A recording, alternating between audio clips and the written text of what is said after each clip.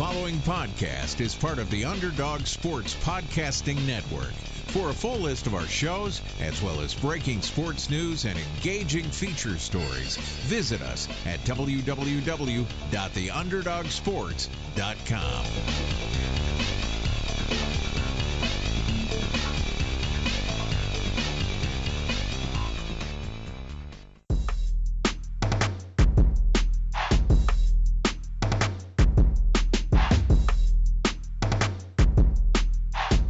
Society.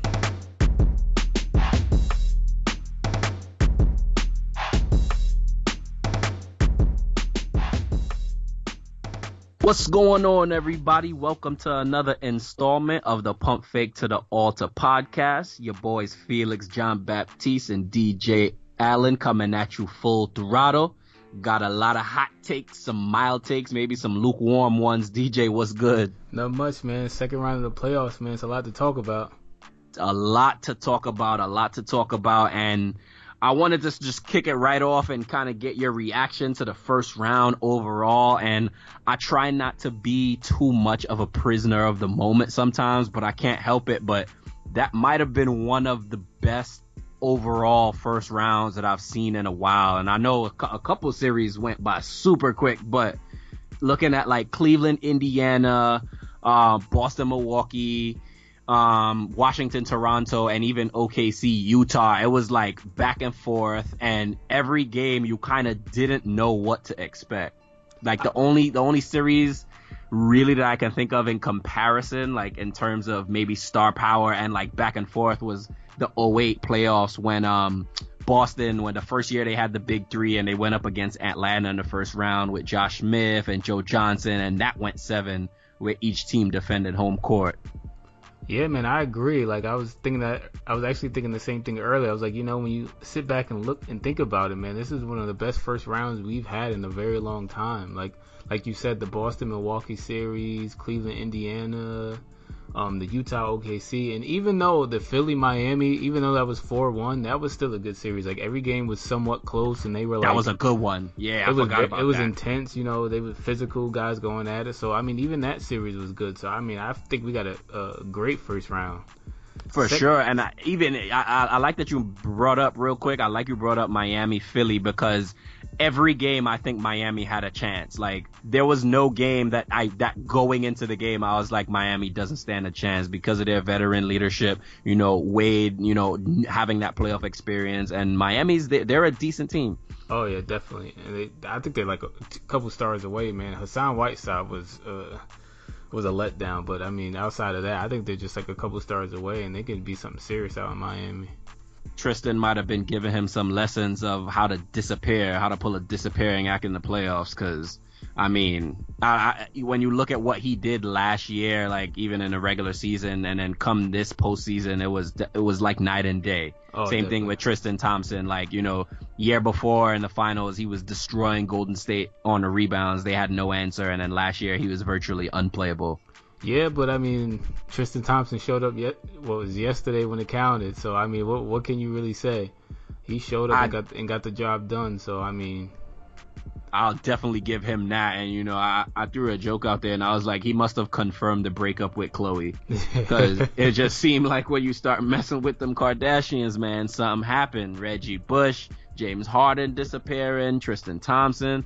But I'm glad to see Tristan, back in it. Hopefully he gets another chance, in this next series, and he can really show what he can do. Because when I look at what they expect from him, it's not like they're saying take some mid-ranges or take your opponent off the dribble. It's like, dude, go out there, grab some rebounds, get some putbacks, run the pick and roll. Like, to me, that's all effort.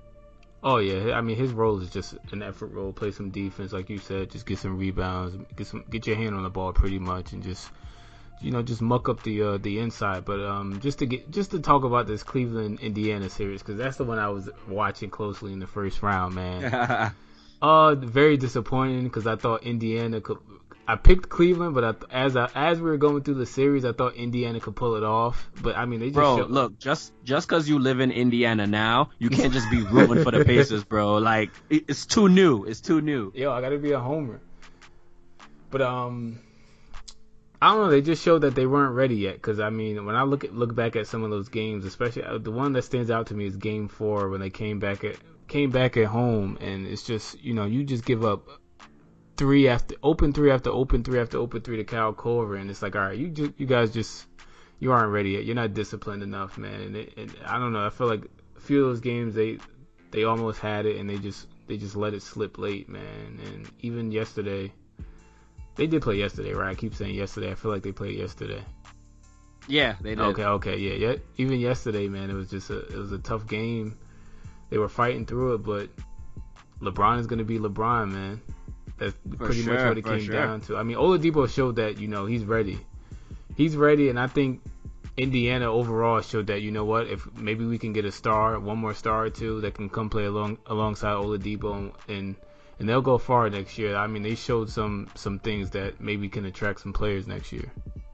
Bro, Oladipo is so damn good. Like, there were games in the series where I was watching it, and I'm like, there's no way this is the same dude from last year or even the previous years as a pro. Like, even coming out of college, I heard a lot of, he's like the next Dwayne Wade comparisons, and to me, I just didn't see it. Like, he was stocky, I think he was a little bit slow. He was athletic, but to me, something about, his movement was just a little bit too stiff, and there's no way in hell his three-pointer was, that I could see his three-pointer getting like this.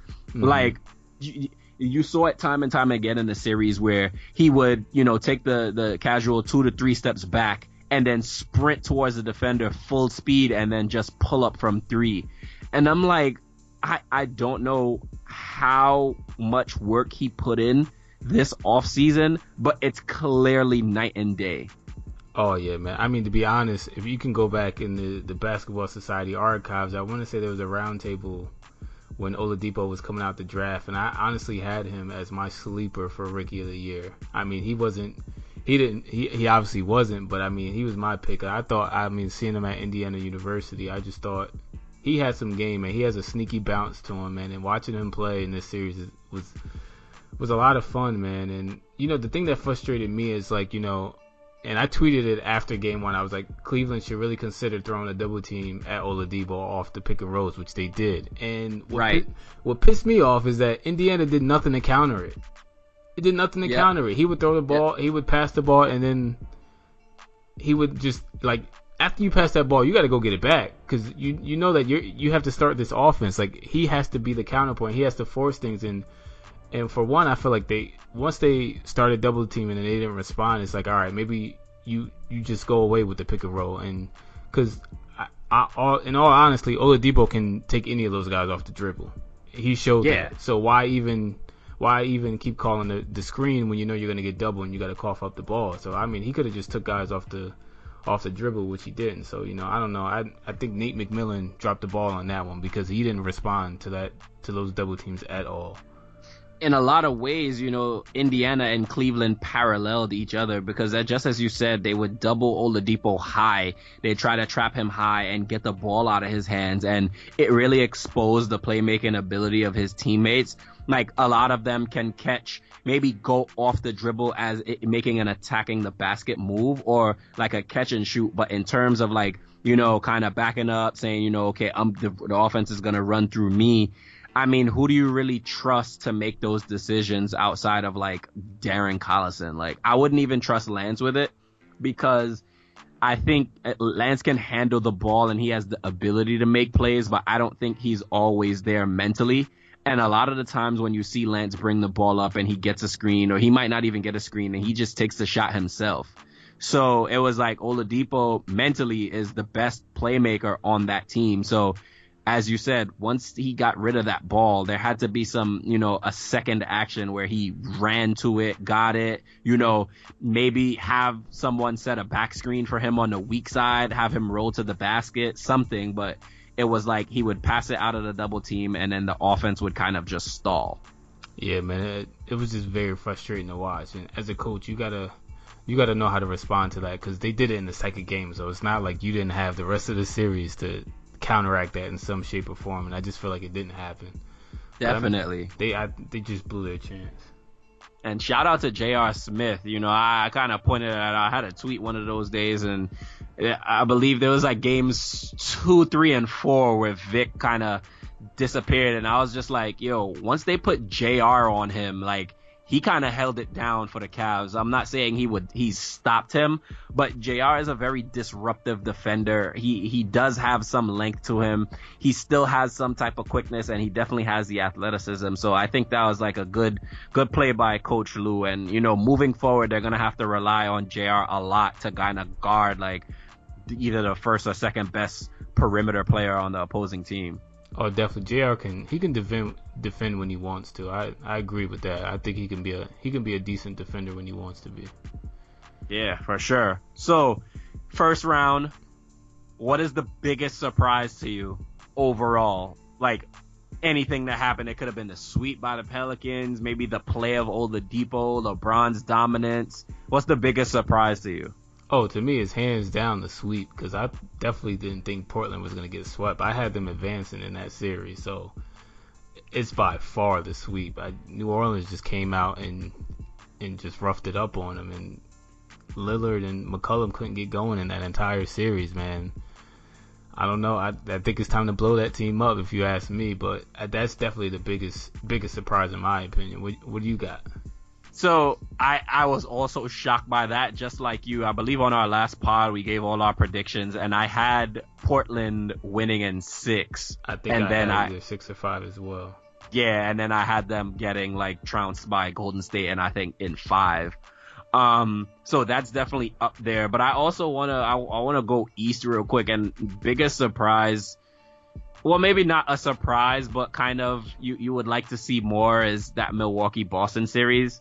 And, you know, we were talking about it today in the Basketball Society chat, and our guy Ralph, you know, brought up players that have like that great impact on the team. And you would look at a player like Giannis and his capabilities, and you would think that, all right, when it comes down to it, 7-game series, the best player is going to get you over the hump. The best player on the floor is going to get you over the hump in that 7th game. And it's clearly Giannis, but it goes to show you how much coaching plays into the effect of the games. And Brad Stevens, he coached circles around Prunty, and I figured the series was going to go 7. I believe we both picked Boston to win. I definitely said in 7, and I just figured as much that each team would defend their home court. You know, Milwaukee was good enough to beat Boston at home because Boston had no stars, but Boston was well coached enough to win at home. And coach circles around Milwaukee. And I Terry Rozier, man, Bledsoe, listen, bro, like, you can't ask, you can't say you don't know who he is. He's smoked you all series, my dude. Like, you came over from Phoenix. Like, this is the same Eric Bledsoe that has wanted a max contract in the past, and you're getting smoked, like, absolutely shellacked. Like, you're literally not allowed to ask who that player is, bro. Like, show up. The crazy thing is, he said it after game 1, right? And he said it after game 1, after Rozier put him in the washing machine, pretty much. Man.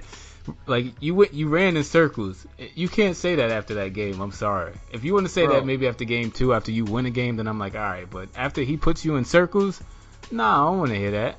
That reporter should have responded to him, and when he said, I don't even know who that is, he should have been like, sir, it's the guy who broke your ankles and then hit you with the eye jammy at the end of regulation. Like, yeah, pretty much. Like, come on, man. You literally, you're on highlight reels. You're probably going to be on a highlight reel in history. That was a huge play. Like, granted, Chris Middleton hit that, 35-footer?